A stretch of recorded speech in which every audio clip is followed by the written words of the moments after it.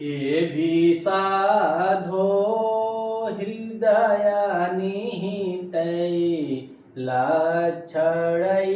लक्ष्य एथा द्वारोपान्त लिखित वपुषो शङ्खपदो च दृष्ट्वा समच्छायं भवनमधुना माद्वियोगेन नूनं सूर्यापायेन खलु कमलं पोष्यति स्वाभिख्याया पोष्यति स्वाभिख्यायाम्। अब इस श्लोक में यक्ष जो पूर्व में बतला रहा था, पूर्व में जितने श्लोकों में अपने घर के बारे में बतलाया उनके बारे में बतला रहा है कि जो पूर्वोत्तर में मैंने जो लक्षणों को बताया है उन लक्षणों को देखकर क्या तुम मेरे घर को नहीं पहचान पाओगे, अर्थात तुम पहचान जाओगे। तो कह रहा है कि ए भी मतलब पूर्व में क्या बताया है, तो कह रहा है लक्षण, जो लक्षण बताया था लक्षण में यह बतलाया था कि मेरा घर कहाँ है, तो महाराज कुबेर के उत्तर दिशा में यानी उत्तर वाली गली में जब जाओगे तो मेरा घर है और मेरे दरवाजे पर का है इंद्र भगवान के धनुष इंद्रधनुष के समान तोरण लगवा रखा है और वहीं पे मैंने क्या लिखा लगाया है, बाल मंदार का वृक्ष लगवाया है, कुर्बक का वृक्ष लगवाया है। उसके बाद बताया कि मेरे सामने मैंने एक वापी बनवा रखा है जिसकी सीढ़ियाँ जो हैं बद्ध सोपान मरकत मड़ियों से बंधी हुई हैं और वहाँ पर मेरी वापी में सोने के कमल खिले हुए हैं। मानसरोवर नदी होने पर भी हंस वहाँ नहीं रहते हैं बल्कि मानसरोवर में ही मानसरोवर करें या इसकी वापी में ही रहते हैं। और वापी में फिर ये बतलाया कि मैंने इंद्र नीलमणियों का पर्वत बना रखा है, कीड़ाशैल बनवा रखा है जिसको मेरी प्रिया को बहुत पसंद था। और उसके बाद उसी पर्वत के बारे में बतलाया कि मैं उस पर कनक के बेड़ियों अर्थात सोने के बेड़ियों में जो सोने की केलियाँ हैं उनके बेड़ों से वह घिरा हुआ है, ऐसा वहाँ पे बतलाया। फिर बतलाया कि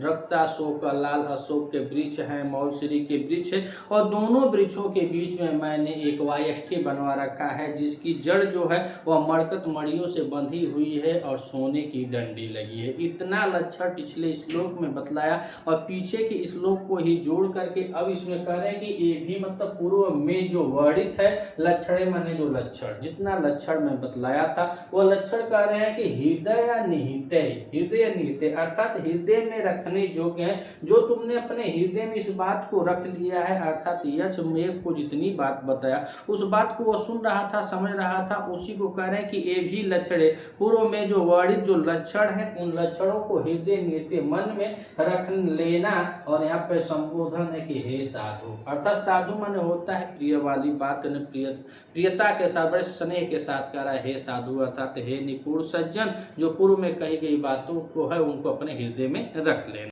और फिर कह रहा है दूसरी लाइन में च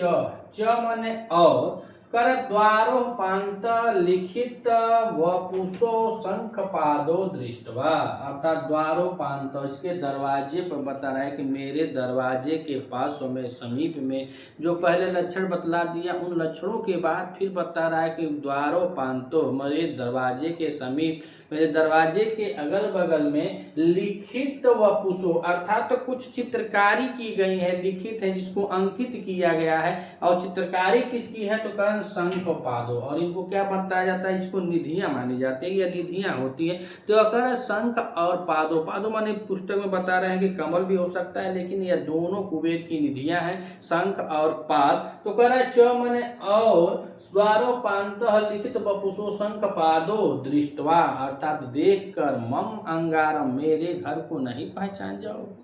दो लाइन में यही बताया ऊपर के कि जो मैंने पहले हृदय निहिते जो हृदय निहिते में देखा जाए तो सप्तमी तत्पुरुष समास हो जाएगा अर्थात वह हृदय में लक्षण माने जो लक्षण बताया था, साधो माने हे साधो अर्थात हे निपुण सज्जन, च माने और द्वारोपांत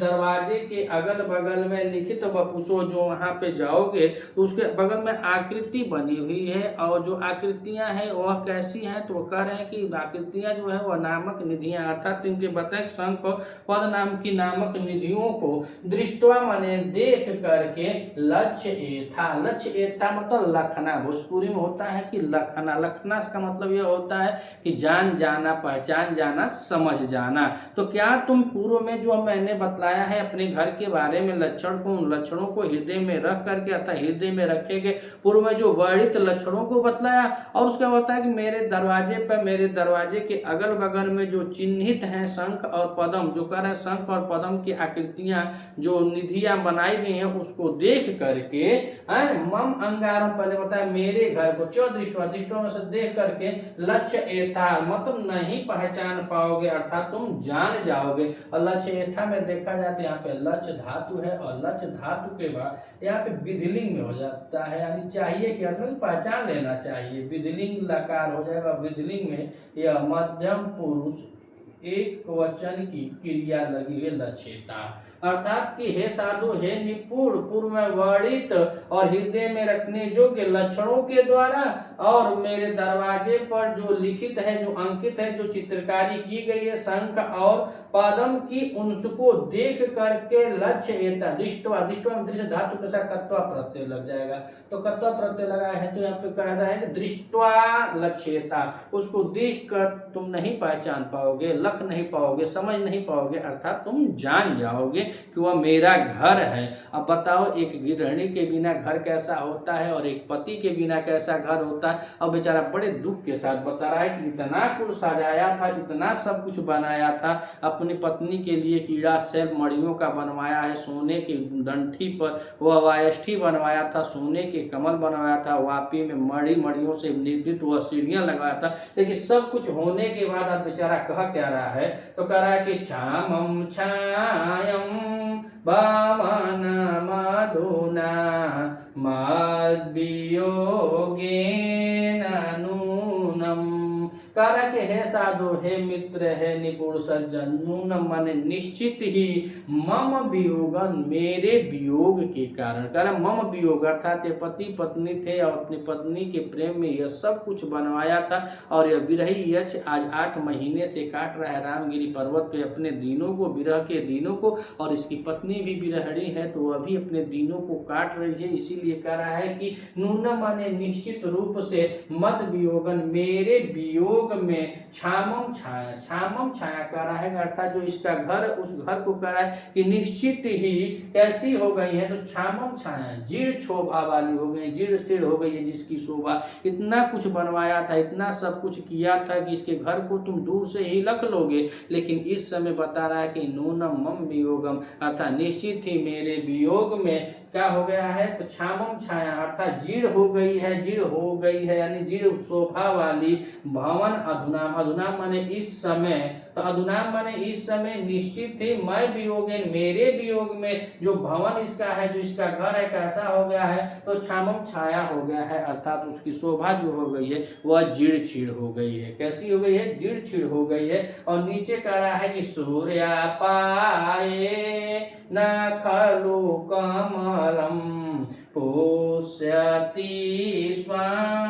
स्वाभिख्याम,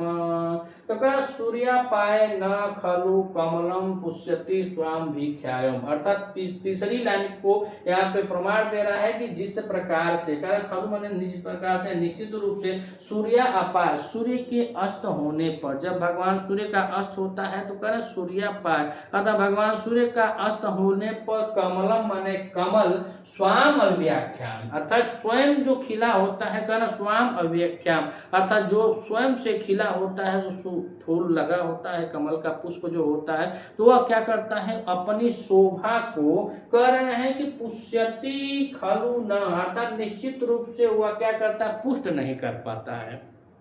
अगर सूर्य ढल गया तो मुरझा जाता है कमल का पुष्प, उसी प्रकार से यह अपने को कह रहा है कि निश्चित रूप से मम वियोगम, जो मेरा वियोग है, ये अपने घर का सूर्य है, हर पति अपने घर का सूर्य होता है, हर बाप अपने घर का सूर्य होता है, तो उस सूर्य के ढल जाने पे जो घर की दशा होती है उसका बहुत मार्मिक वर्णन करते हुए यश बेचारा रो रो को मतलब कह ही रहा हूँ, लिखा तो नहीं लेकिन मैं महसूस कर रहा हूँ उसके वियोग को, बता रहा अपने वियोग को कि ऐसा ऐसा घर। अब इतना क्यों, बहुत जानी रानी के लिए सपना होगा। जैसे जैसे अपने घर के लक्षणों को बताया था, जैसे जैसे वर्णन कर रहा था कि इंद्रधनुष के समान तोरण है, वहीं पे बकुल श्री का वृक्ष है, बाल मंदार का वृक्ष है, तुम जाओगे छुओगे पकड़ोगे। उसके बाद बताओ इंद्रनील मणियों का यह पहाड़ बनवाया था, मरकत मणियों की सीढ़ी लगवाया था, कमल मतलब सोने के कमल बनवाया था, और बेदूर नाल की जिसके तंतु लगे। इतना सब करने के बाद बेचारे के अंदर वियोग है, तभी तो कह रहा है कि मम वियोगम निश्चित ननु मम वियोगम, निश्चित रूप से जो मेरा वियोग है, मेरे वियोग में उसका घर कैसा हो गया है। तो अधुना मैंने इस समय छामम छाया भवनम, मेरा घर बेचारा शोभा को चिड़ हो गया होगा, न कोई झाड़ रहा होगा, न पोछ कर रहा होगा। आप ही कहीं बाहर वाहर रहते हैं, अगर किसी घर को 2-4 दिन 2-4 महीना 8 महीना के लिए बंद करके चले जाएंगे, 2-4 दिनों बंद करके जाएंगे, तो देखेंगे उस घर में धूल माटी इधर उधर सब हो जाएगा। तो बेचारी गृहिणी उसकी पत्नी है, वो कुछ कर नहीं पाती है, तो इसीलिए अपने दोस्त से कह रहा है, अपने प्रिय से कह रहा है कि हे सखा, निश्चित ही मेरे वियोग में जो मेरा घर तब कैसा था अब कैसा होगा, तो वह इस समय कैसा हो गया जो अपनी शोभा को त्याग चुका होगा। जैसे अब नीचे कहा कि सूर्या अपाय न खलु कमलम पुष्यति स्वाभिख्यानम, अर्थात जैसे सूर्य के चले जाने पे जो कमल का पुष्प होता है, वह कमल का पुष्प अपनी शोभा की पुष्टि को नहीं करता है, इसी प्रकार से अब मेरा घर हो गया होगा। तो आइए एक बार और देख लेते हैं कि ये भी साधो हृदय निहित लक्षण लक्ष्य था, द्वारोपांत लिखित वपुषो शंख पादो च दृष्ट्वा।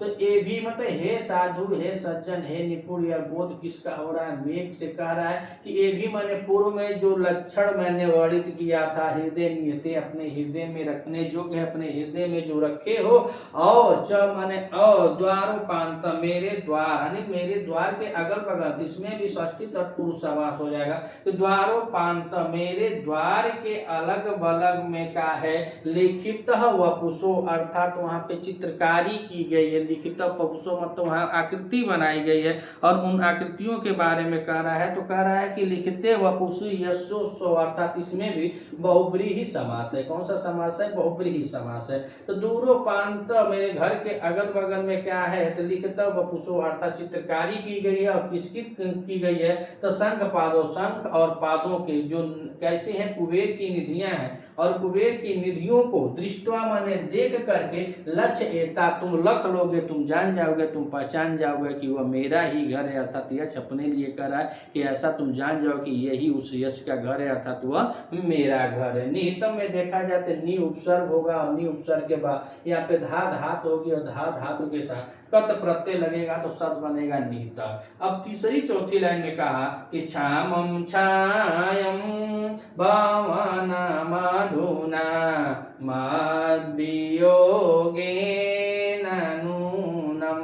मद वियोगेन में भी षष्ठी तत्पुरुष समास हो जाए। नूनम माने अव्यय पद है, निश्चित के अर्थ में आता है। तो अधुना माने भी अव्यय पद है, मनो कह रहा है, इसका अर्थ होगा कि इस समय, जो इस समय मम वियोगम, मेरे वियोग के कारण, मेरे वियोग के में जो है इसका घर कैसा है? तो करें नूनम माने निश्चित रूप से छामम छाया हो गया होगा, अर्थात इसका घर जो है वह छामम छाया, जिसकी शोभा खत्म हो गई हो, ऐसे घर वाला हो गया होगा। तो छामम छाया यश तत्, अर्थात इसमें भी बहुब्रीहि समास हो जाता है। कौन सा समास है? बहुब्रीहि समास है। और भवनम, जिसका भवन है वह कैसा हो गया है? इस समय जीर्ण क्षीण शोभा वाला हो गया है। तो कह रहा है कि अधुना माने इस समय, नूनम माने निश्चित रूप से, मद वियोगन, मेरे वियोग के कारण, छामम छाया भवनम वाला हूँ, अर्थात मेरे भवन की जो शोभा है वह जीर्ण क्षीण हो गई, अर्थात क्षीण शोभा वाली होगी। अब काहे होगी? तब नीचे कहा कि सूर्य पाए न खलु कमलम, सूर्यापाय यानी सूर्य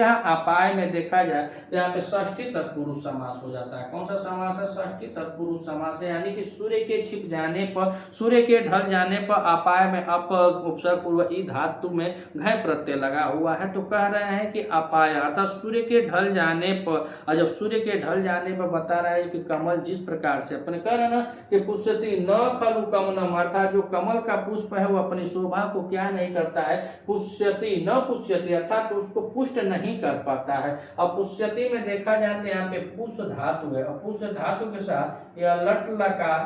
लकार प्रथम पुरुष एक वचन की क्रिया लगी हुई है तो शब्द बना है पुष्यति। और यहाँ पे कह रहे हैं अभिख्यानम, अभिख्यानम में देखा जाए तो यहाँ पे अभि उपसर्ग पूर्वक ख्या धातु में अंत के साथ टाप प्रत्यय लगा है और द्वितीय एक वचन में है, यानी स्त्रीलिंग में है, स्त्रीलिंग में द्वितीय एक वचन में क्रिया लगी हुई है। और पुष्यति में पुष धातु है, पुष धातु के साथ लट लकार प्रथम पुरुष एक वचन की क्रिया है। तो कह रहे सूर्य अपाय, यानी सूर्य के ढल जाने पर, सूर्य के गुजर जाने पर, सूर्य जैसे संध्या की बेला ढल जाता है, उस बेला में जो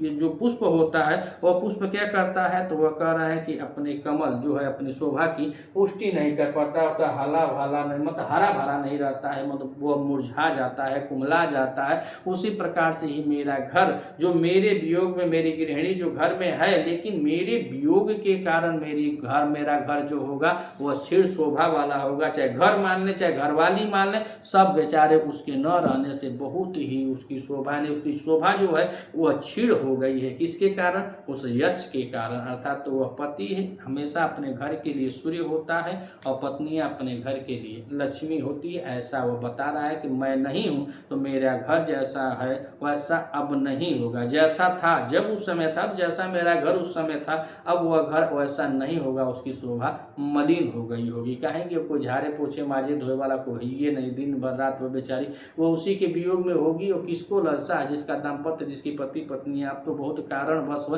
फिर भी जिसके भी पति, यह नहीं कह रहा हूँ कि उनके पास चाहे दूर कहीं रहें, दिल्ली मुंबई कलकत्ता इत्यादि कहीं भी रहें, अगर सच्ची स्त्री है, अगर उसका पति दूर है तो मन में वह वियोग, मम वियोगेन, अर्थात उसका वियोग, उसका दर्द जरूर होगा। जो चाहिए वह तो नहीं कर सकती है, लेकिन समाज को दिखाकर कुछ अच्छा तो होगा, लेकिन वह दर्द और वियोग के कारण वह नहीं रहती। या पूरा गदहा भी रही अगर मर्द सामने है तो बहुत कुछ है। तो वहाँ बताया जाता है भोजपुरी में कि अगर पिया मोर कोढ़ियो रहता और सामने रहता तो सेनुरा चमकत, ऐसे कुछ लोग बताते हैं गाना ना, तो ऐसे बताते हैं बाप के लिए, पिता पति के लिए इत्यादि बहुत कुछ है। और यहाँ पे इस काव्य के माध्यम से हम लोग ने यह भी पढ़ा कि यह अपने घर का सूर्य, अर्थात यह नहीं कह रहा है कि मैं ही अपने घर का सूर्य हूँ, बल्कि सबके प्रति कह रहा है कि सब अपने अपने घर के सूर्य हैं और उन्हीं की शोभा से सब कुछ चमकता है, धमकता है, बनता है। अगर आप इस चैनल पर नए हैं तो चैनल को सब्सक्राइब कीजिएगा, वीडियो आपको अच्छी लगे तो अधिक से अधिक अपने मित्रों तक शेयर कीजिएगा। अगर सपोर्ट हमारा करना चाहते हैं तो चैनल को सब्सक्राइब जरूर कीजिएगा। मिलते हैं अगली वीडियो में, तब तक के लिए नमः संस्कृत।